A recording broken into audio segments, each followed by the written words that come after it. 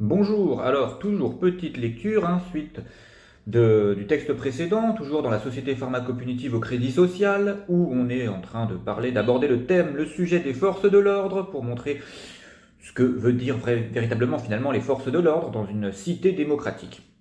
Alors je poursuis la petite lecture, très intéressante, pour essayer de voir un peu plus clair dans tout ça. Alors, dans une parodie de démocratie, il est possible de voir ceux-là même qui ont normalement pour mission de protéger les citoyens du racket, racketter le peuple. La crise dite sanitaire a été utile pour ouvrir les yeux à nombre de naïfs. Élire ses maîtres, ce n'est pas réaliser un acte démocratique, c'est contribuer à un démocracide. Je répète, il n'y a pas pire démocracide que de déléguer le pouvoir en pensant que cela est démocratique. Pire encore, ne pas voter ces lois et devoir subir celles élaborées par une poignée de dirigeants, sans aucun moyen de recours en cas d'abus ou de désaccord profond avec la gouvernance. Ce n'est pas seulement un démocracide, c'est la porte ouverte à la tyrannie. Et oui, dans un tel régime, rien ne garantit aux citoyens que des lois liberticides ne surviendront pas, et avec comme seul moyen pour s'y opposer la manifestation du samedi. Et oui, peuple, quand ton seul contre-pouvoir immédiat contre des abus de tes représentants, c'est la manifestation chantante, alors il est temps de chanter un peu moins contre ces abus et de méditer un peu plus sur leur cause profonde, ton régime politique qui leur permet d'exister. La non-démocratie, élire un représentant, peut conduire à la tyrannie. La crise sanitaire de 2020 nous l'a démontré.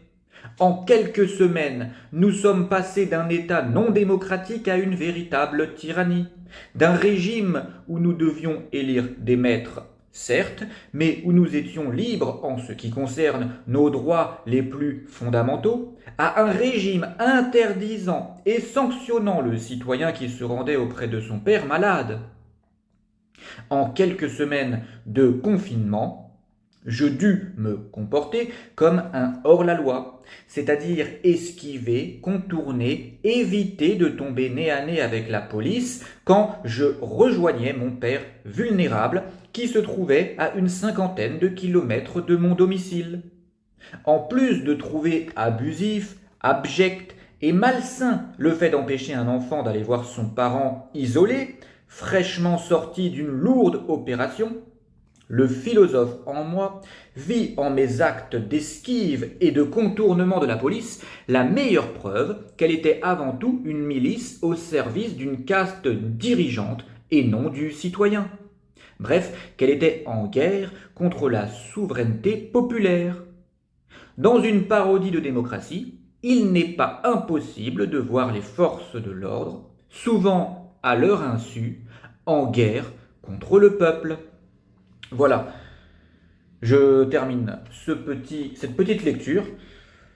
Comme je disais, toujours, l'essai de la société pharmacopunitive au crédit social, un essai dans lequel je finalement théorise l'idée selon laquelle la société qu'on a vécue, la société du pass sanitaire, laquelle société je nomme société pharmacopunitive, j'émets l'hypothèse que c'est un sas d'entrée finalement, cette société, vers un nouveau paradigme, une nouvelle société, un changement radical, c'est-à-dire une société de contrôle des masses par le numérique, similaire finalement au crédit social à la chinoise, c'est-à-dire une société qui est autoritaire, mais qui finalement, j'allais dire qui brouille les pistes, dans le sens où c'est une nouvelle forme finalement d'autoritarisme, évidemment.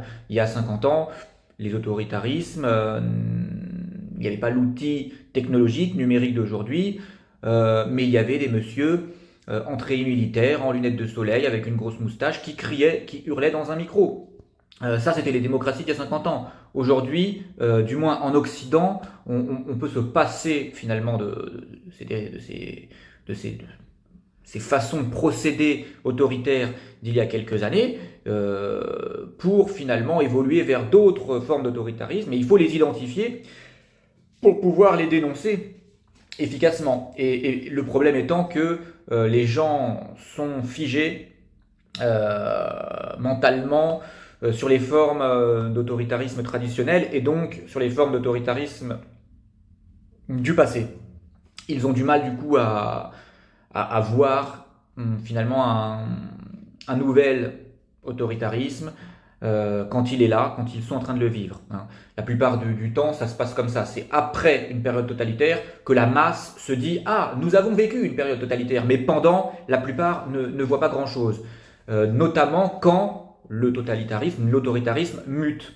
Et comme je dis souvent, le totalitarisme ne disparaît jamais. Il évolue, il mute à travers le temps. Il s'adapte aux nouvelles technologies, aux façons de vivre de l'époque, aux mœurs du temps, etc. Donc aujourd'hui, à l'aune finalement du numérique, évidemment que tout puissant va avoir cette nouvelle carte en main. Pour finalement utiliser cet outil comme support pour faire régner, triompher son autoritarisme, et deux, parce que de cette façon, les personnes ne verront pas, comme je disais, qu'elles sont en train de subir un régime autoritaire, puisqu'elles sont figées dans les autoritarismes, disons, traditionnels. Et je crois que c'est là tout le mal de l'occidental. L'occidental, actuellement,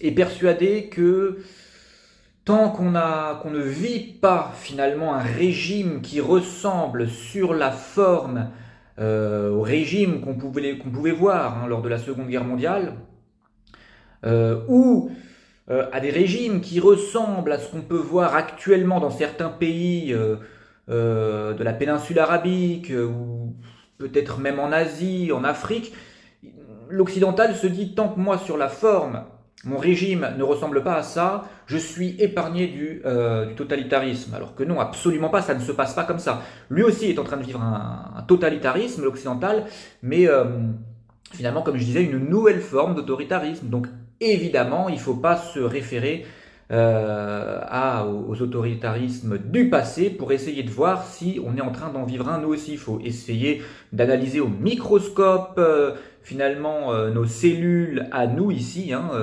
voir finalement s'il n'y aurait pas une petite cellule cancéreuse, une petite cellule autoritaire qui serait en train de germer chez nous. Et si on le fait véritablement objectivement, on se rend compte que oui, puisque même si on n'a pas de personne en trait militaire avec des lunettes de soleil, une grosse moustache qui hurle dans un micro sur la foule, on a quand même une personne qui gouverne, enfin un gouvernement qui dirige le pays à coup de 49.3.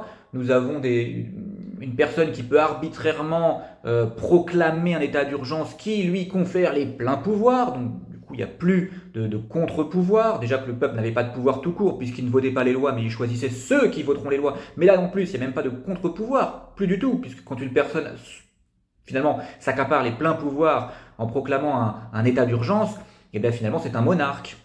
Il a les pleins pouvoirs. Et en plus, après, il gouverne le pays à coup de 49.3. Etc., etc., une idéologie commune, c'est-à-dire qu'il y a un filtre finalement le citoyen jusque dans sa maison. On a vécu pendant 2 ans le 6 à table ou le 5 à table, papy, mamie à la cuisine, donc l'idéologie rentre même dans la maison. Vous n'avez pas le choix de finalement penser autrement. Et bien tout ce que je viens de dire là, une idéologie commune et obligatoire, finalement une absence totale de contre-pouvoir, et une gestion autoritaire, ce sont les caractéristiques définissant le totalitarisme. Il faut le savoir. Donc évidemment, il n'y a pas d'Adolf Hitler sur la forme, mais sur le fond, nous avons une personne qui gère le pays comme finalement un véritable tyran. Voilà.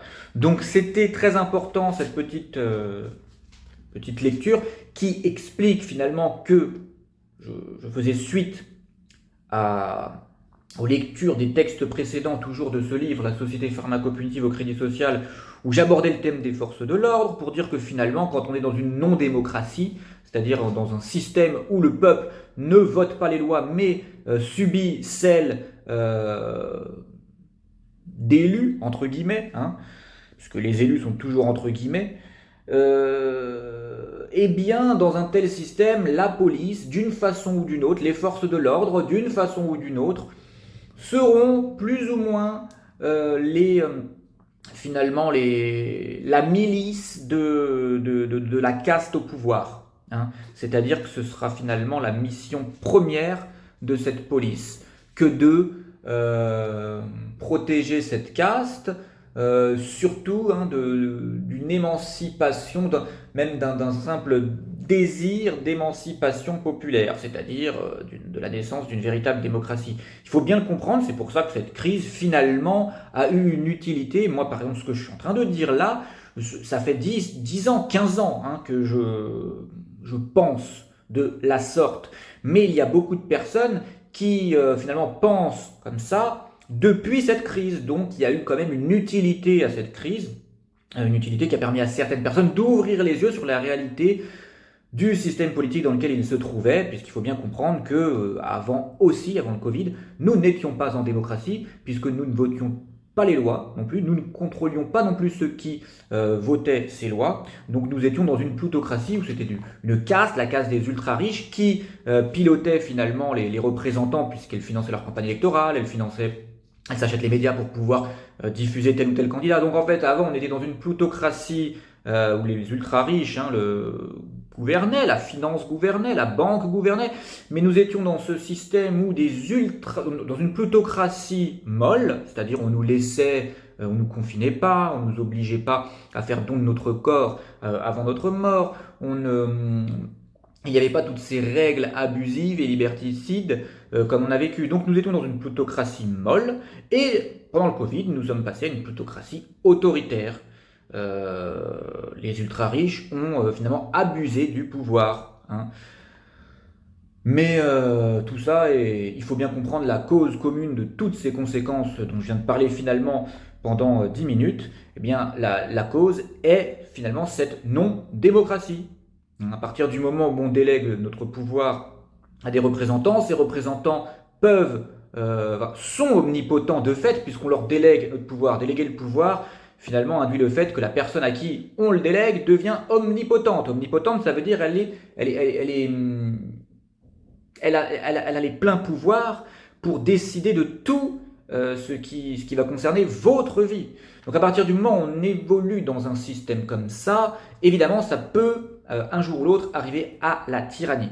Et c'est pas le pire. Le pire, c'est quand on évolue dans un système comme ça et qu'on le qualifie de démocratique. Qualifier une non-démocratie de démocratie, c'est probablement la pire manière d'aborder les choses pour une émancipation populaire, puisque le peuple n'a même plus finalement les idées claires, et c'est le meilleur moyen pour cette caste au pouvoir d'empêcher toute finalement révolution avec un R majuscule à devenir, puisqu'une révolution serait un changement de paradigme, hein. La vraie révolution dans ce système non démocratique, ce serait d'arriver à une démocratie. Tout autre mouvement, même populaire, ne serait entre guillemets qu'une pseudo-révolution, puisque ce serait retourner à chaque fois en boucle dans un système où de nouvelles personnes s'accaparent du pouvoir en ayant chassé la caste précédente, mais à chaque fois le peuple, lui, ne voit finalement, ne le touche jamais du doigt, ce pouvoir. Donc il faut comprendre ça, si on veut un jour ou l'autre arriver à la révolution véritablement révolutionnaire. Comme disait Huxley, la révolution véritablement révolutionnaire sera intérieure, et je le pense aussi, puisque cette révolution sera une prise de conscience, c'est-à-dire l'individu, le citoyen qui a compris ce que je suis en train de dire là, eh bien évidemment c'est le premier pas pour ensuite arriver à une véritable révolution, qui serait ce que j'appelle le printemps humain, c'est-à-dire un système où les êtres humains se passent de maîtres et légifèrent. À Athènes, ils appelaient ça tout simplement la démocratie.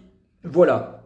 Donc je vous retrouverai dans une prochaine vidéo pour poursuivre la lecture de ce petit essai de la Société pharmacopunitive au crédit social que j'ai publié uniquement sur Amazon. Je n'ai pas de maison d'édition, mais ceux qui veulent le livre, puisque beaucoup m'envoient de messages pour me dire qu'ils ne veulent pas passer par Amazon, ce que je comprends totalement, eh bien vous m'envoyez un petit mail privé et je vous envoie le livre gratuitement. Je ne fais pas ça pour l'argent, je fais ça pour diffuser les idées, surtout dans une période comme celle que l'on est en train de traverser, il me semble que les idées qu'on n'entend pas à la télévision sont plus que jamais importantes.